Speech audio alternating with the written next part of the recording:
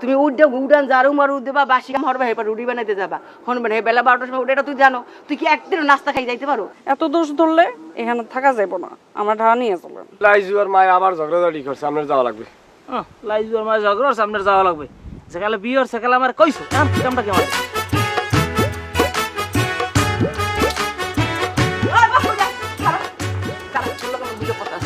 তোর কথা না শুনি এক অগ্রবী তোর লাগে যে কথাটা একে মুই নতুন করে কমু হয় নতুন করে কমু তোর বউ মোর কোনো কথা হনে মোরে কোনো দাম দেয় তোর বউরে মুই কই কি ওই পুকুর পারে যাবা না গোসল করতে, অনেক বিন্দেশি পুরুষরা আছে তোমার দেখবে তুমি কলপারে গোসল করবা। হ্যাঁ কলপারে পোষায় না, কলপারে গোসল করবে না, ঠিক আছে?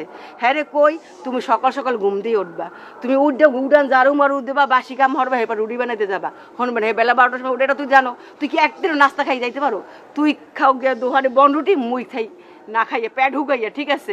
হ্যার পরে কই তুমি বাড়িতে ঘুরবা পারবা যখন মাথায় কাপড় যেন পরে না, কেন কত মানুষের কোন জায়গা দিয়ে দেখে, ঠিক আছে? মাইসি কইবে তোর বোর মাথায় কাপড় নাই, এই কি আমি শুনতে পারি?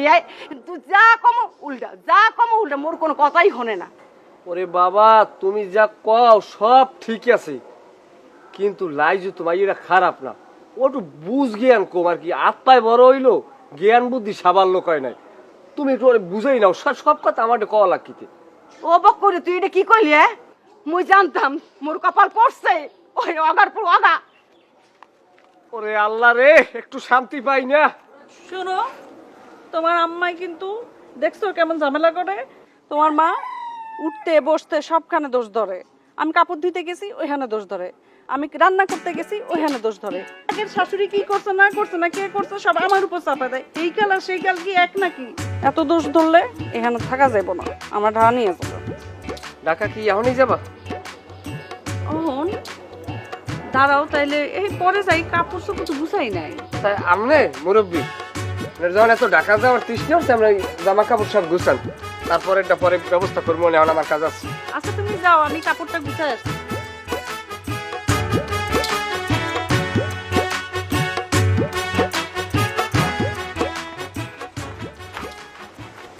ওই বাড়ি গেছিলাম, বাড়ি যাইয়া দিকে মামাই কই, মামানি কই তোর মামাই মসজিদের দিক গেছে।